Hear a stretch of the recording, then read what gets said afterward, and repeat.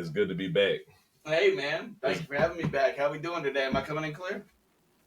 I believe you are, sir. I believe you are. You are. All right. So I'm just gonna start off with the elephant in the room. Looks a lot different than the last time I was here. What's been going on? A lot. As far as in the makeover, they can't see everything from the makeover. You can see the background change here, the wall, a lot.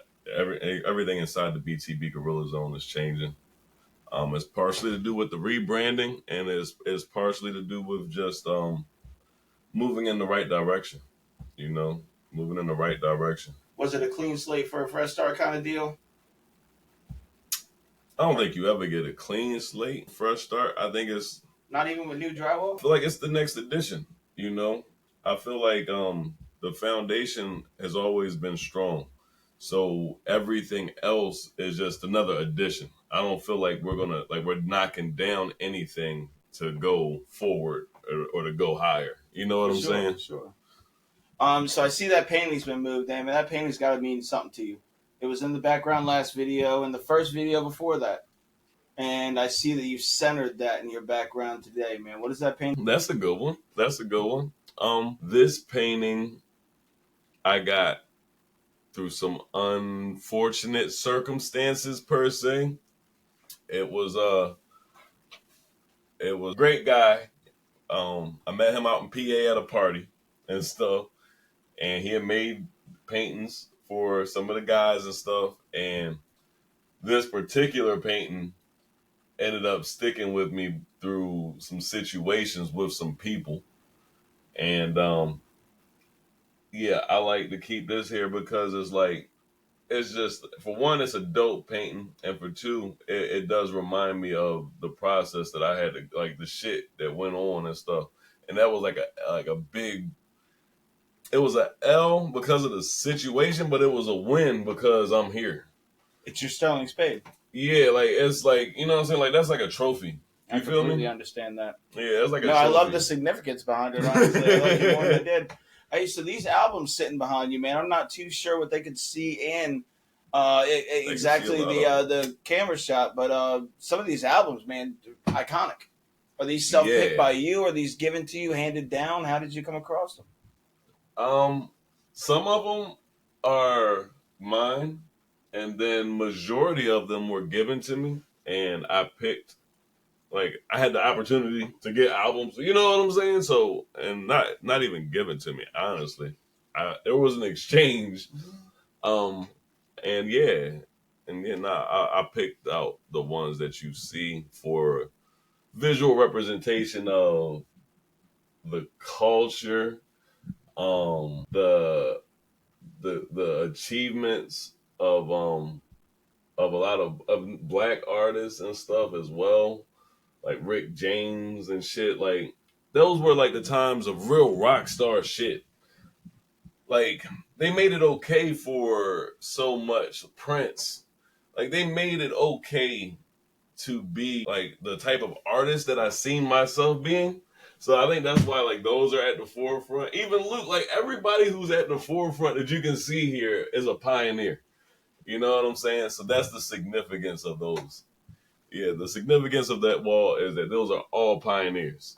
You know what I'm saying? Straight like that.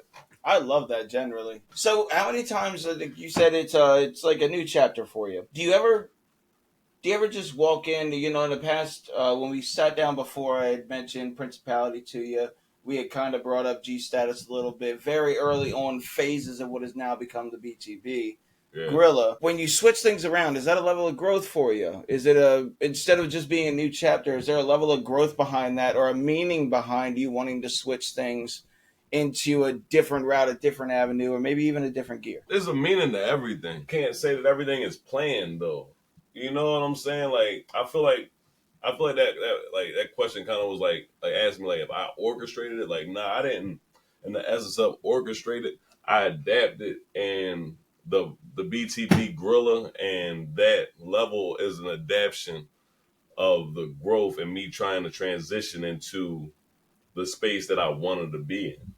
You know what I'm saying? I feel like imagery is everything, and I feel like BTB Grilla wasn't for me. It wasn't a process that was for me. The BTB Grilla was a name that they gave me when I was in federal prison. You know what I'm saying? And it really, I didn't stick to it as like a definition of me because they would tell me like, "Hey, you act like this. You act like," you know what I mean? There was always a reason for why they jokingly was calling me Gorilla. You feel me?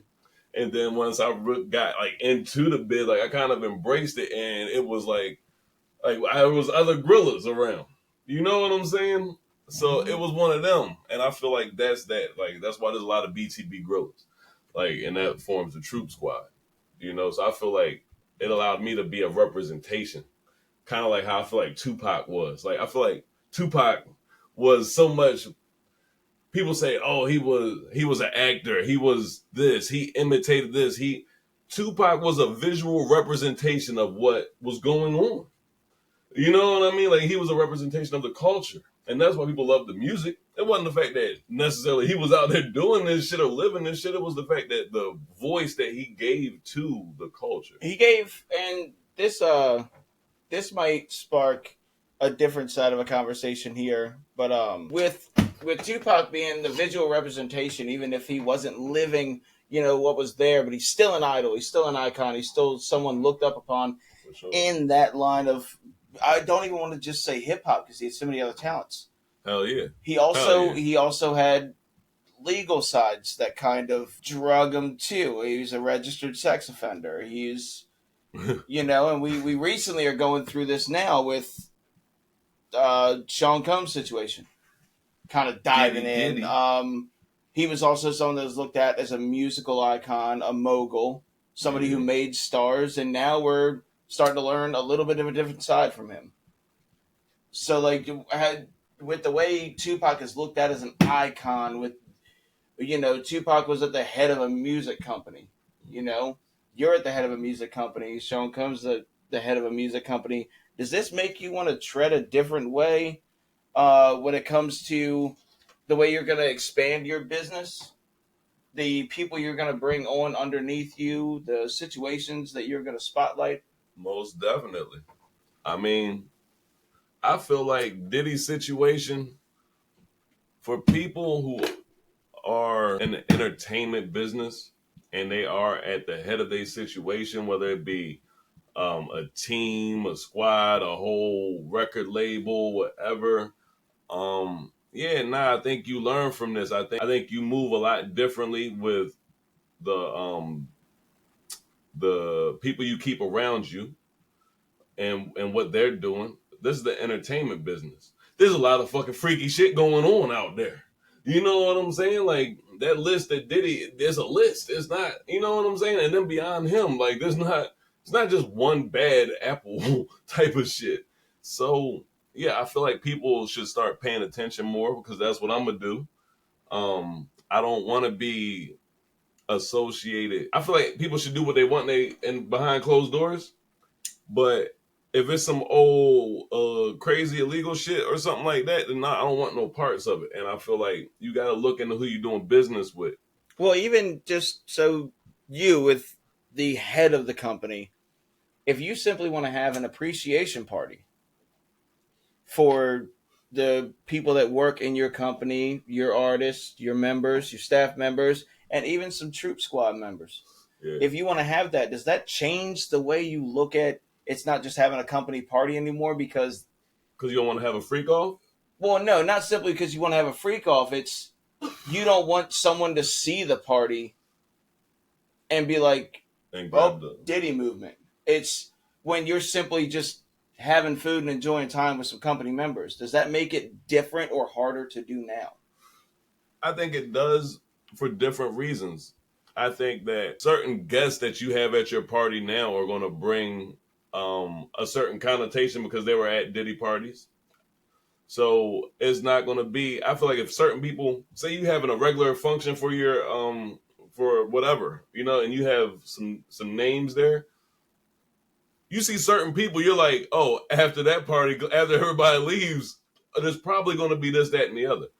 And eventually that's what happened with Diddy. Even before anything came out, everybody had assumptions. You know what I'm saying? And that's where it's gonna, yeah, hell yeah. No, you gotta worry about how you throw parties, the entertainment that you have there, the legal documents and the protections that you have for the the entertainers, the female entertainers, male entertainers, whatever y'all doing. You gotta make sure you in pocket and in line. Don't shortcut nothing trying to save some money because Miss So and So go and say this, that, and the other. You know what I mean? We're at a climate now where that's all somebody's got to do Yeah, is for sure. say, "Hey, this happened to me," and whether it happened or not, bro, you fitting to get dragged. You know what I'm And saying? that can make an effect on a career as well. Just a Right. simple dragging can make an effect So on a career. yeah, it's gotta be tasteful. And I feel like we're in a time for tasteful shit. You know what I'm saying? Like how do I say this right? But it's like I like to see some asses shaking. I love me some women. You know what I'm saying? I love me a good time. But at the same damn time, it's like, no, there shouldn't be no damn parties to the point of whereas though you wondering if it's a question that people are getting drugged and raped. That shouldn't be like that's not like come on, bro. Like that was some shit you heard about happening at the bars and at clubs and stuff here and there. Like to be having a whole party and that be a fear of somebody's mind. No, shit needs to change. We need to go ahead and elevate a little bit. Like, you know what I mean? People gonna start visually they're gonna be doing this. They're gonna be drinking with people on YouTube and virtual conferencing because this is safe. I know what's in here. You feel me? So no, like yeah, you got to move completely different with all of that shit. That Diddy shit got shit. It just brought a lot of shit to the scene that should have already really been being spoke on a lot more serious. You feel me? I feel that. I feel that. Do you think in the media zone there was like a hush method with that? Why do you think it took so long, or why did it take so long in the media spectrum for it to come out? I mean, not I mean, media. It started coming out like what, almost a year ago, almost like 10 months ago.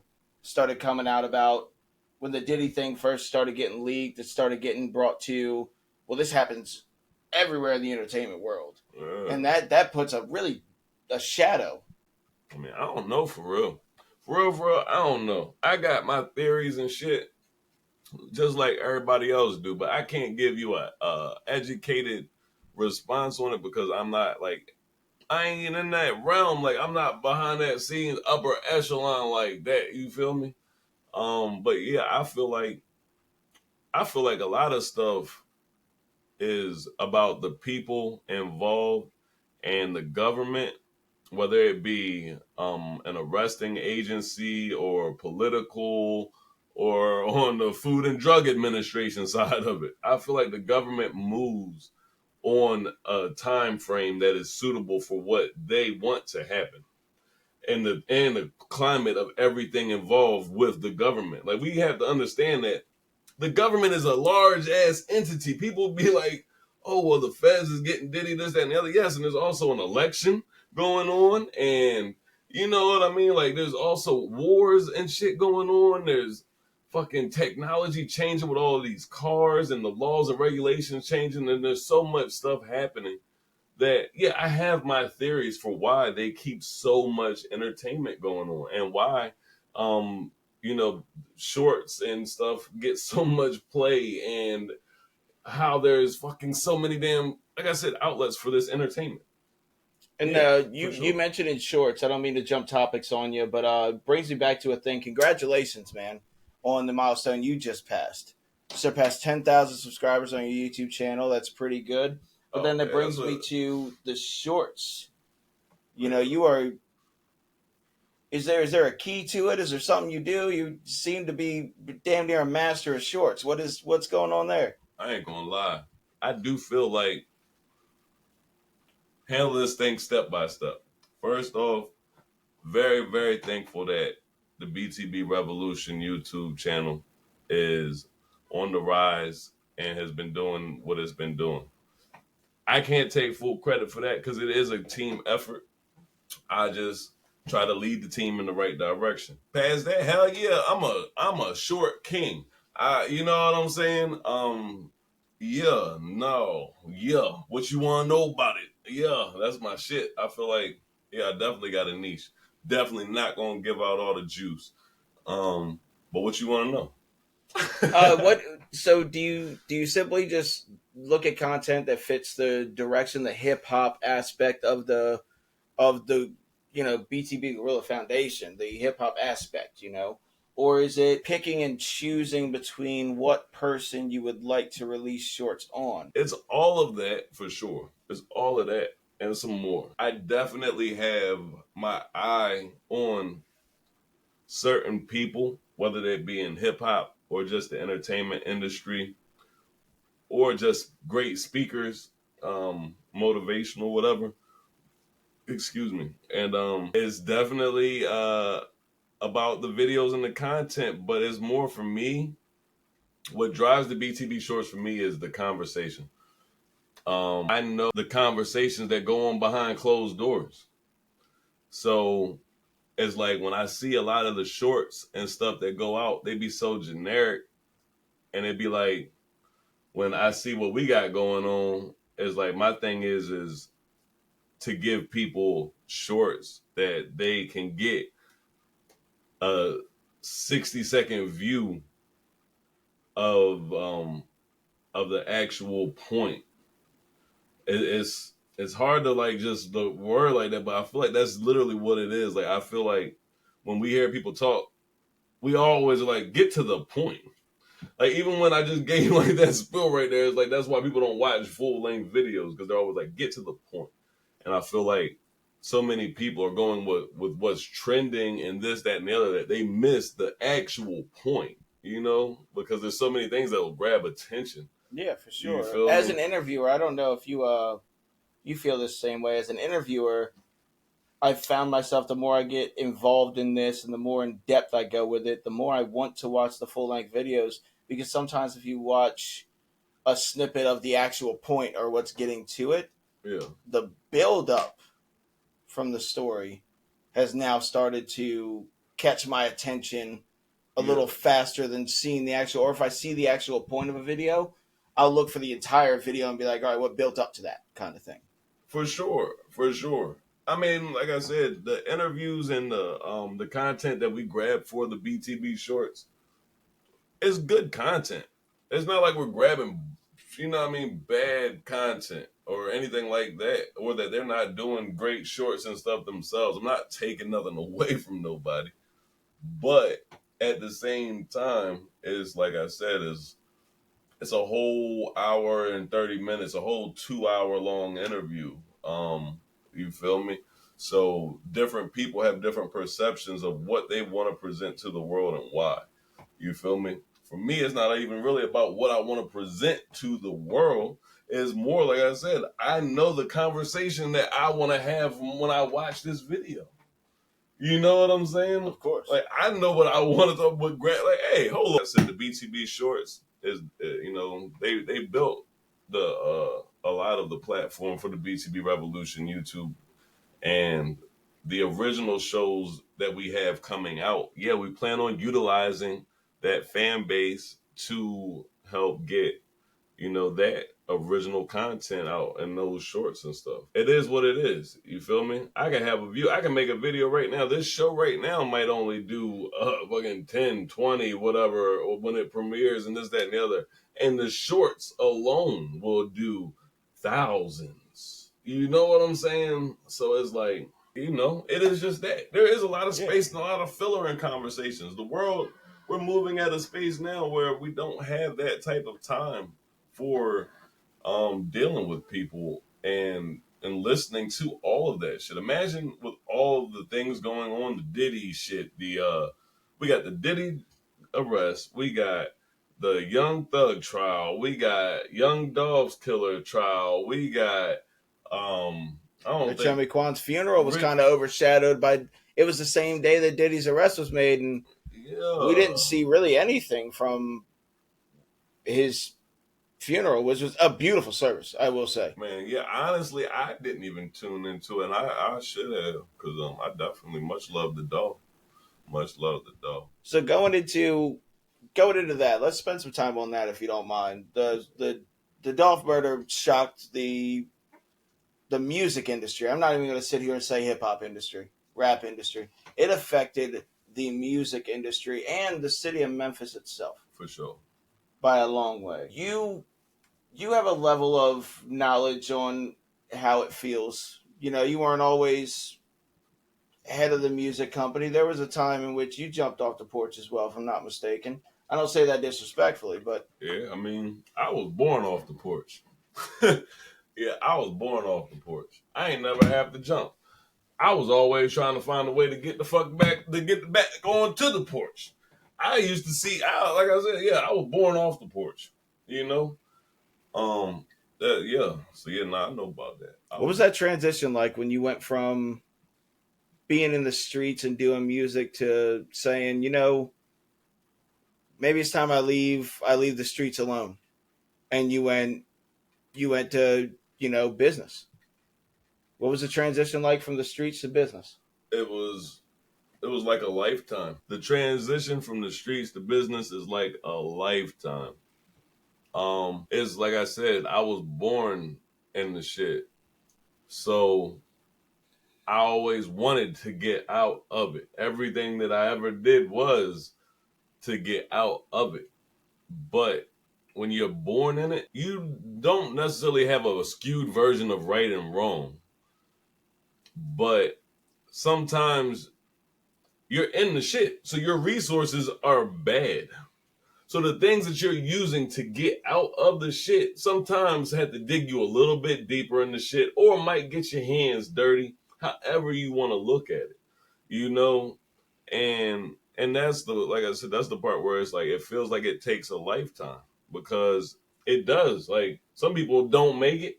The amount of time it took me to really be able to be like free, shit. There's people that I've been. It's a Because we good see it a question. lot of we see it a lot of times with celebrities that of all types, you know, from sports to music to actors that were in the streets before, and then they got what someone from the outside like me would assume they got what they needed to make it out of the streets, but they never leave it. Nah, for sure, that shit can be addicting. I mean, I don't think it's necessarily just wanting to leave it. I think you gotta want something different, and you also have to you gotta be lucky. You gotta be headstrong. I mean, there's a lot of factors in it because, as I said, like when you're trying to get out it, you might be hustling, you might be scamming, you might be working a job and hustling, you might just be working two jobs and then hitting your man off with some cheese so he can try and do this or whatever because you are trying to get out of this hole and it don't look like there's a light. You know what I'm saying? There's so many people that work, they just, people was like, work more. You're like, you come from the hood, well, just work more. Get two jobs, well, get three jobs. Man, there's niggas that do all of that. You feel me? Like, and like I said, like you gotta understand, like when your whole family is rooted in the shit, it's like you not never just working for one person. How many people are really fortunate enough in that essence to be born by themselves, a solo dolo child, whereas though your struggles and your plights are your own, and if you choose to take on your parents' struggles, that's that. Most people in the hood, we in the hood, or we in the ghetto or impoverished area, and we got siblings. You know what I mean? There's a brother, a sister, or something, and somebody's gonna be older, somebody's gonna be younger, this, that, and the other. And 9 times out of 10, it's like the middle child or the youngest child that got their shit together. The oldest child, he normally get taken out trying to fucking hustle and get shit right. Like it's just like the way, like it's so crazy, but that's like what I grew up around in So that essence. So with what you grew up and had to go through, do you give this is a two-part question? Do you give appreciation to what you've gone through for the assistance and vision you have for BTB? say that again. So with what you've gone through in life, being in the streets, doing what you've done, being able to make it out of the streets into the head of a record label, do you give credit to what you've been through into the vision you've created for where you're going? for sure. Ashamed of the shit. It's a circumstance, and it's a circumstance that people are going to continue to go through. The only thing that is going to change about that circumstance is that it's not going to be a majority black thing. You know what I'm saying?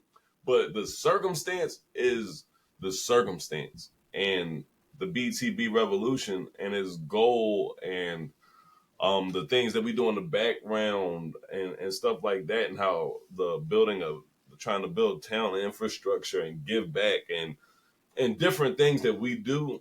Oh hell yes, it's all about that vision and that shit that we came from.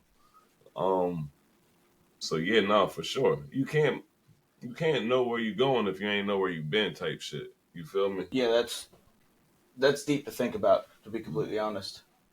When it comes to some of the early on development, and I'm not talking about the G status principality, when it kind of switched towards the BTB zone, I want to dive into your sentence a little bit, if you don't mind. Okay. So when you got that nickname Grilla, Mm-hmm. Obviously the gears started turning. What was the progressive development or your outlook? Because everyone has an outlook when they're locked up. What was the progressive development that you had in the cell that you carried out and brought to life? Like what was some of the development you went through in there saying, I'm still gonna have this or I'm still gonna have this, or did you go through a phase where you were like, I don't want to do music anymore. I don't want to be in the media anymore. I want to get out and live normal. How did that all adjust in your time gone to you coming home and creating with what is now a booming platform? The music thing, how can I say this? The music, I love to make music. I love the form of expression. Bop, bop, bop. Um, Music was an expensive hobby for me. That was what music was for me. Being in the cell and making the transition and stuff and like the growth. It was more of, like I said, the growth of a man. And then that persona and stuff that came with it just helped me merge the two. So being who I was, I noticed that I found myself looking out for younger guys. I noticed that people were coming to me for advice and what to do and direction and this, that, and the other. And it kind of just gets you in that the managerial mind state where you're like, okay, like I just think of everything like now from this perspective, not looking down, but from the perspective of I'm at the top here and there's everybody else that has things that they do, and I can help orchestrate and push people in the directions that they want to go from the collective.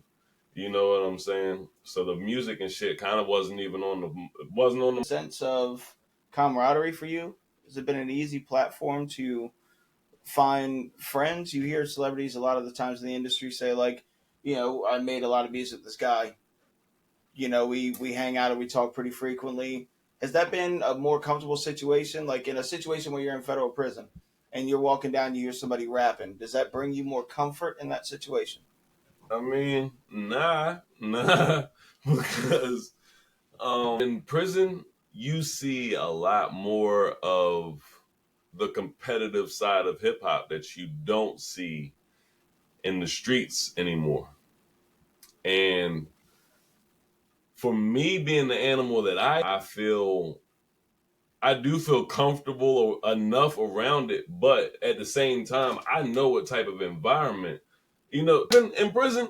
Oh yeah, it's a good chance that somebody fitting to get beat the fuck up, or whatever the case. You know what I'm saying? Like you never know. So, but I love that. I love hip hop. You know what I'm saying? Yeah, I like that competition. I don't think it should get physical and shit afterwards, but I feel like even to that effect, if you in a rap battle with a motherfucker and your only option is to get physical in your mind at that time, afterwards, just go ahead and retire. Because you pretty much have just shown that your capacity has been reached. You know what I'm saying? And you need a deep well to be digging over here with this. You got to shit. be able to take the hits. Yeah, for sure, for shit, sure. But yeah, nah, like that shit in prison. Nah, hip hop is hip hop in prison. People really rapping. And some of these people never gonna see daylight. You feel me? So they not rapping for any type of financial gain. You know what I'm saying? Like they rapping not just necessarily pain, but they are rapping like it's just such a raw and unfiltered thing. Like when you see the clips pop up on YouTube and stuff of people in their cells rapping and doing like, man, it's a whole different situation. I love that side of hip hop, but I don't want to see it again though. Now close and personal, we gonna have to bring that side of hip hop out here. That's why we got the Gorillas on. I got you. With With your experience on the inside and on the outside as a free man, do you think there's a certain level of, is there any difficulty that comes with some of these big time artists that are doing big bids right now, and we'll see them release snippets that are recorded over the phone? What struggle does that have to encounter? Because, I mean, being able to have the phone with kind of no noise around you and have somebody master it on the other side over a beat. Don't think it's that tough. I feel like the toughest part about it is that the system don't want you to do it. Those phones and stuff are heavily monitored. You'll be talking to somebody and say something and they cut the jump straight off. You know what I'm saying? So there's more challenges around the system and the people that ain't got nothing else better to do than hate on your ass when you on the phone or whatever. But honestly, we at a point now where as though when I left the feds, we got the tablets in and stuff and different things. And there's all sorts of, you know what I mean? For a person like Tory Lanez, it might be a little bit harder if you ain't in general pop and shit like that. Because you ain't going to have access to the phones, like, and all different other shit. You know what I'm saying? That's really shaking and moving. But nah, it ain't that tough, honestly. But yeah, for a celebrity that's not in general population, it'd be a little bit tougher over the phone. That's crazy. So just because of somebody's, well, I guess we see it in the Diddy thing as well. Mm-hmm. You see that he's people are saying he's on suicide watch. That's normal. Somebody of his capacity, for sure, and or just general people arrested for a serious crime. For sure, I've seen a few people, held 72-hour watch when they're booked on rape or murder. Well, that's a big thing. That and they'll put you on suicide watch when they don't like your ass. Suicide watch ain't fucking fun. For the people who don't know what the hell suicide watch looks like, it's different in every place. But does it mean that you are all heavily supervised and all this shit like they're saying? No, the hell it does not. It means that you're in this fucking glass square. And like I said, it's different everywhere. I've been to several different places.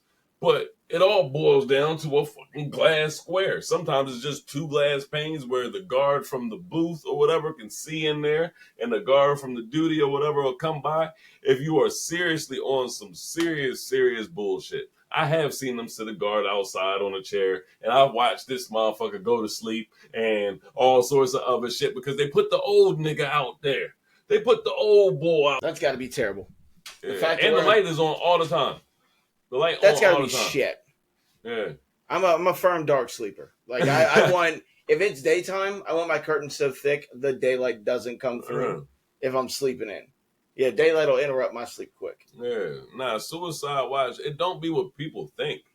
Like, what's displayed a bunch of different ways. I mean, because there's the rules and there's the guidelines, and that's what they're going to tell you as well. Like, they're going to tell you what it is meant for and this, that, and the other.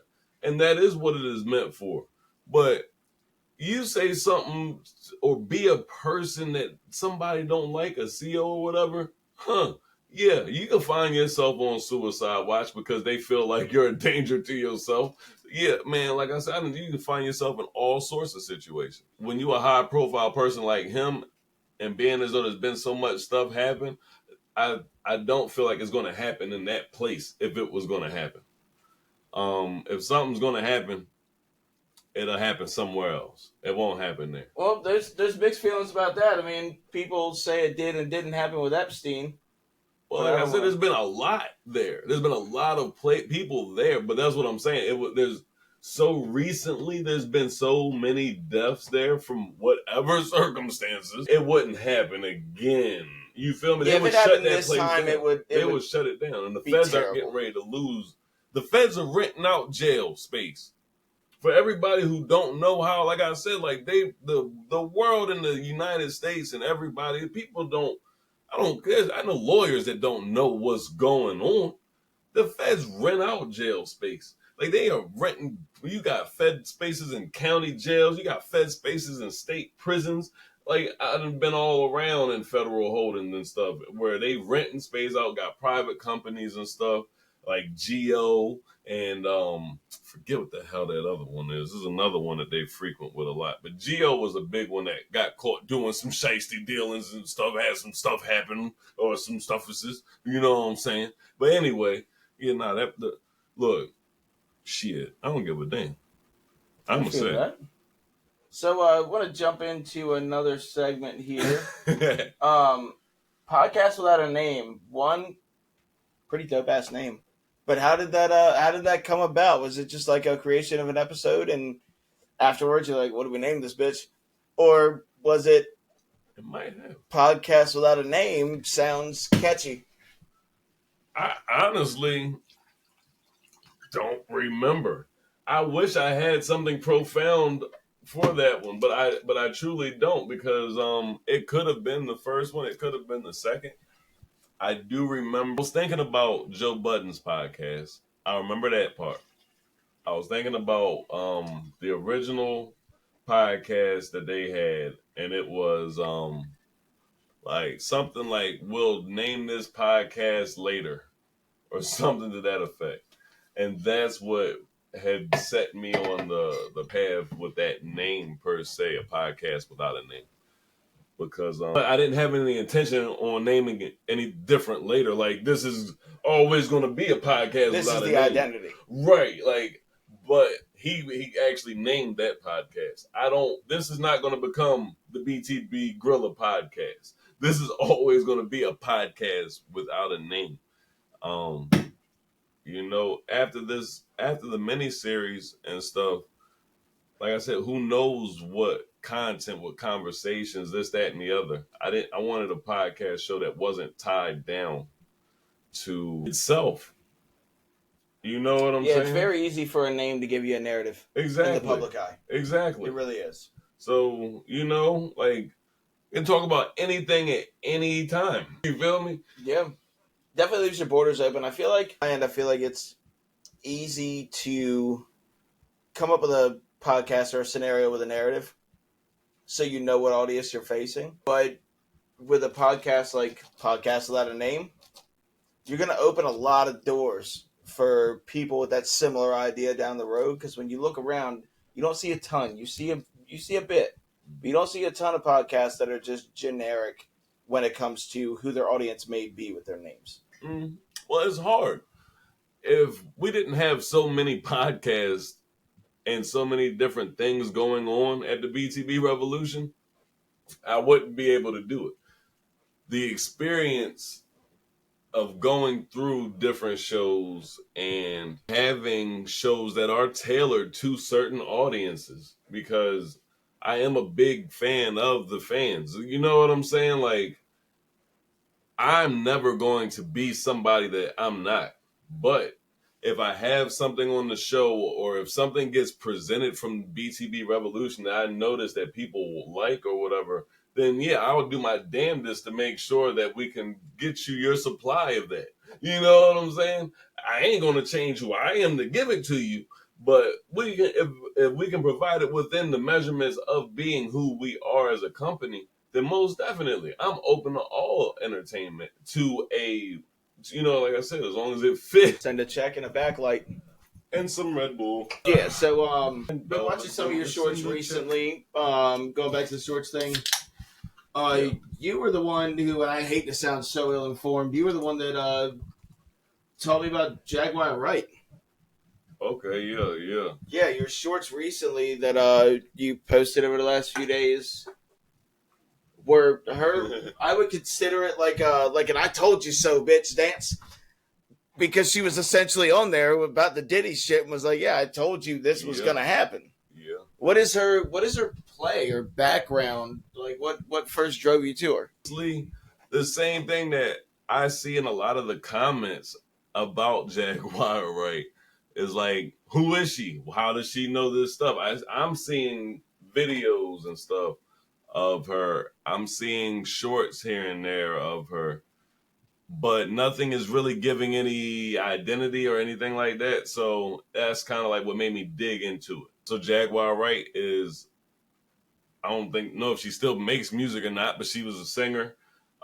She worked with Diddy, Jay-Z, was part of was the group that she was part of? Some collective. I forget what the name of it is, but it's something collective was a group that she was a part of.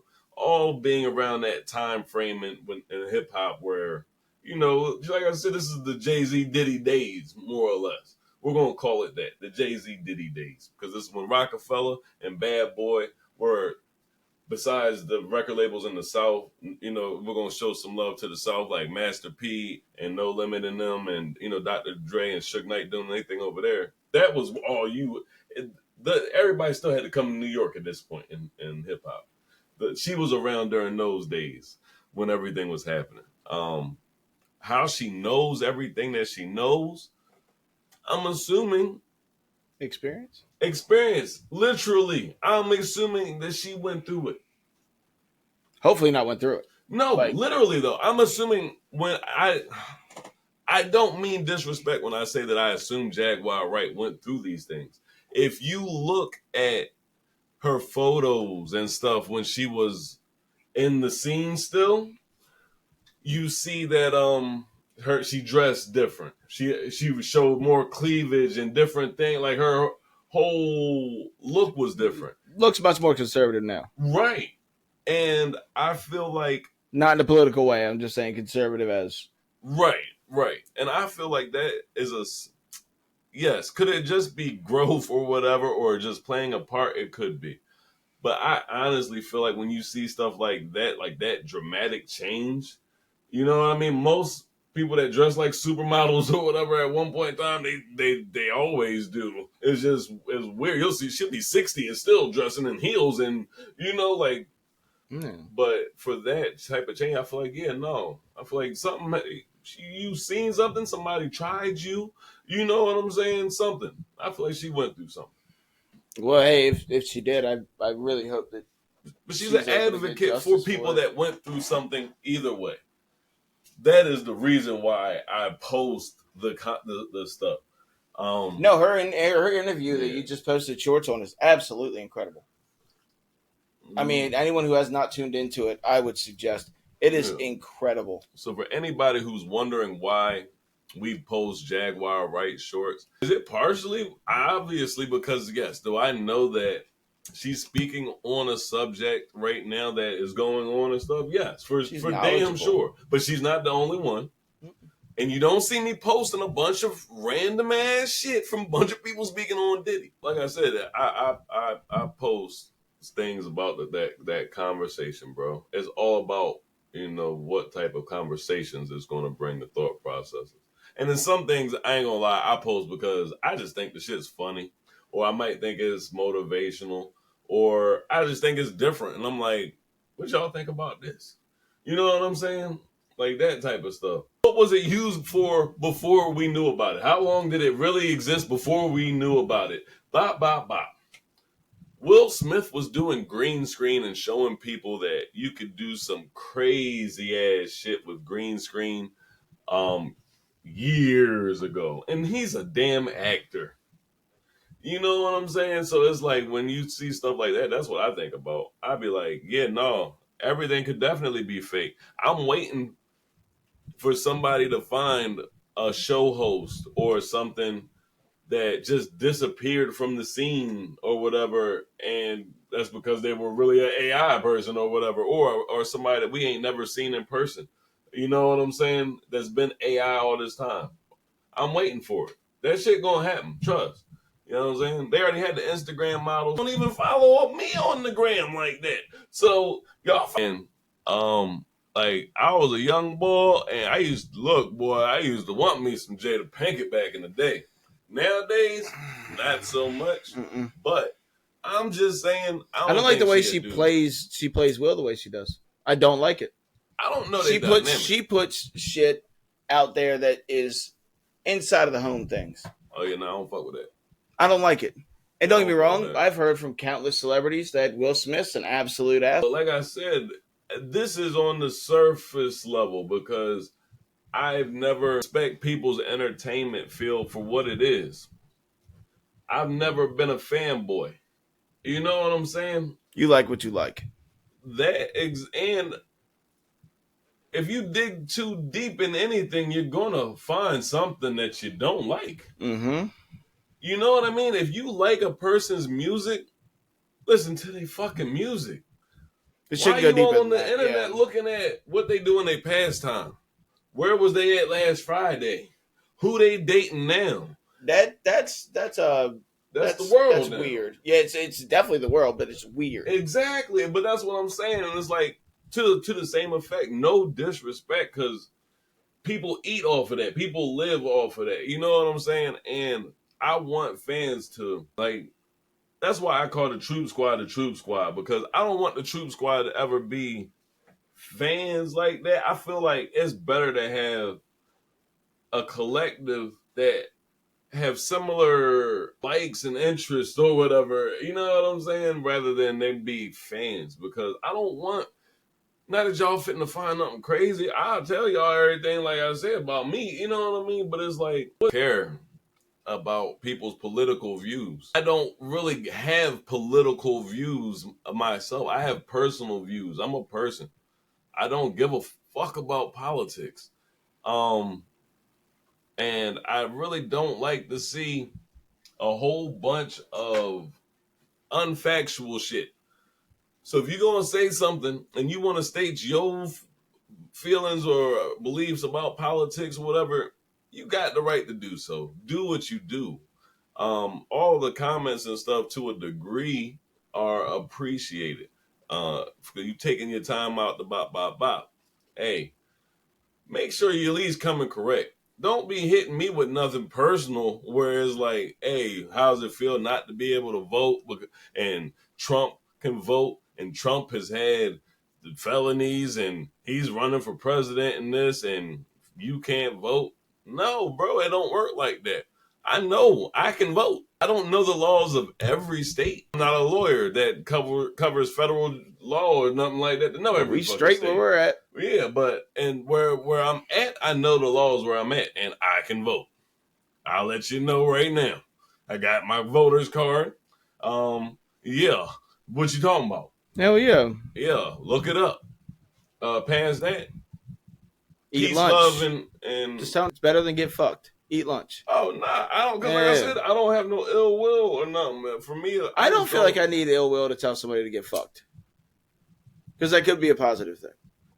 For me, like fuck off is more like more positive, but still, it still has the aggressive tone. Oh, certainly has an. It's always down to debate, not Right. argue. Debate. Debating is an undervalued. Oh, like I said, even in a debate, come with the facts. Yeah. Say, hey, isn't it messed up that in such and such and such state you can't vote? Hey, I might have to go and look it up and oh, bro, look, it is messed up that in this state that you can't do such and such as a felon. You feel me? Let's not spread misinformation. You feel me? All right. Firm believer in that. So I had a last topic I wanted to cover here on part 3, and that's going to be the Gorilla Zone. It is a showcase for so many different entities of the BTB revolution. It is a transitioning showcase. I mean, it's constantly changing and developing and things like that. Where did this come about? Has this always been a thing that you've offered people on your team or that you've been associated with? No, not always. I would say,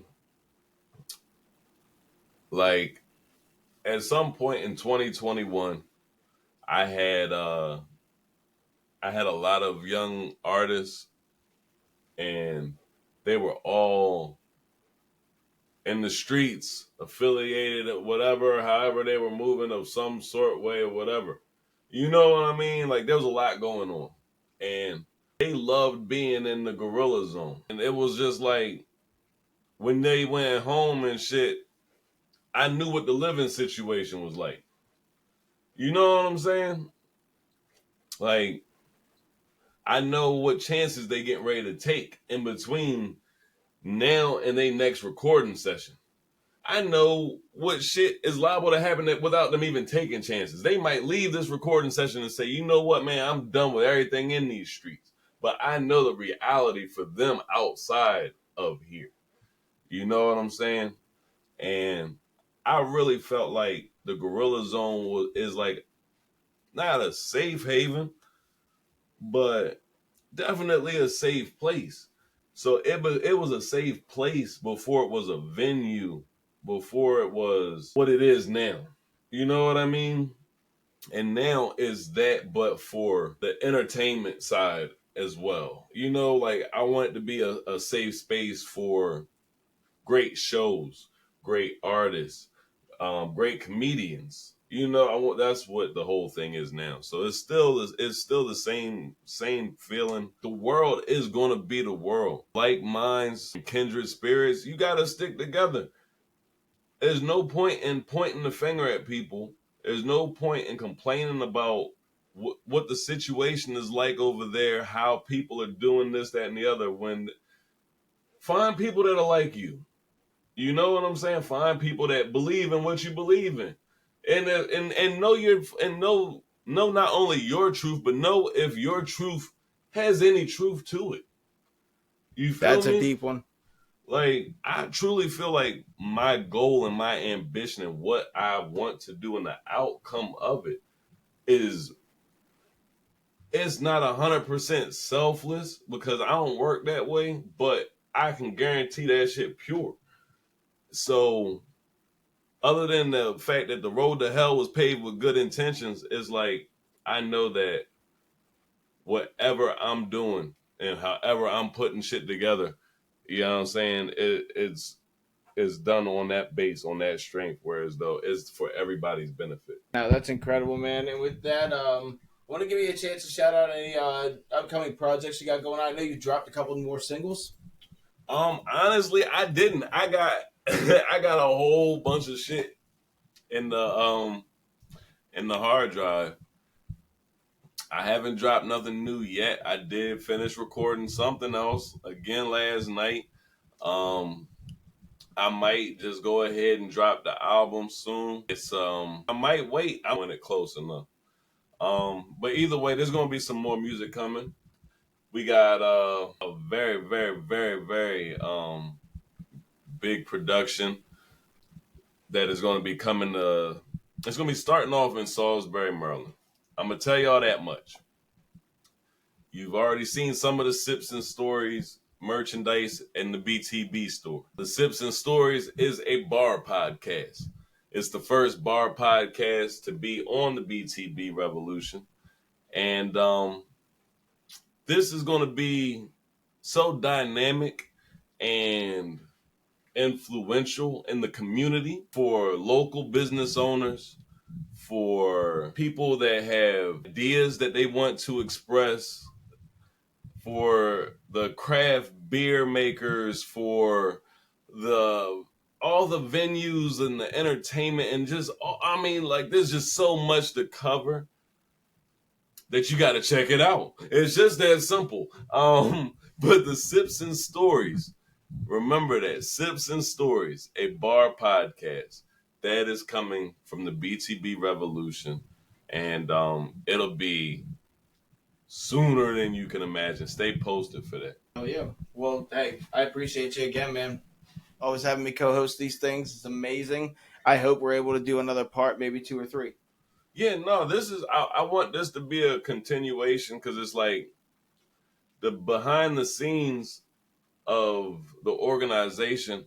I feel like it allows people to at least be personal enough to whereas they know that It's not just some machine over there. It's not somebody who don't have no personality, no connection, no skin in the game. I give my all to this stuff. Like, you know what I'm saying? Like everybody who's on the BTB Revolution side, like it's all in over here. So I'm just glad y'all appreciate it. I know I certainly appreciate it, And brother. bring the bass and nothing else. Bring the bass and cheers to a solid one. Most definitely. Yeah. Well, hey, folks, it's been a pleasure being able to talk to BTB Grilla with you guys. This is Coastal Degen. You guys can find me at Coastal Degen across all media platforms. And you can see certain moments that Grilla and I come together on some BTB gaming. How much stuff is going on? It's hard to keep track of it all. Yeah. So I guess to end it off, go to the btbrevolution.com. It's going to be updated and you'll see BTB gaming and all sorts of other stuff that we have going on that, you know, like, don't want to just overwhelm and like and throw it all out at one time. So go check it out. This has been a podcast without a name. I am BTB Grilla with special host Coastal Degen. and we are out of here, people. Cheers, guys.